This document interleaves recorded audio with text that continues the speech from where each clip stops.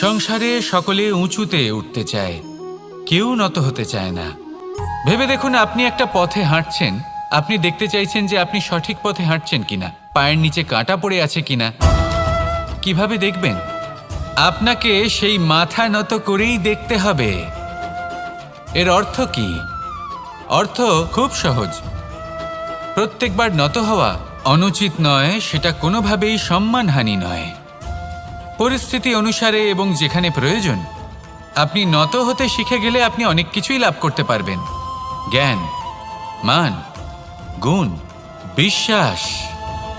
সেই জন্য প্রয়োজন এবং পরিস্থিতি অনুসারে নত হতে শিখুন, এতে অনুচিত কিছুই নেই। আত্মসম্মান থাকা অত্যন্ত প্রয়োজনীয়, কিন্তু তা যেন কখনো অহংকারে পরিণত না হয়।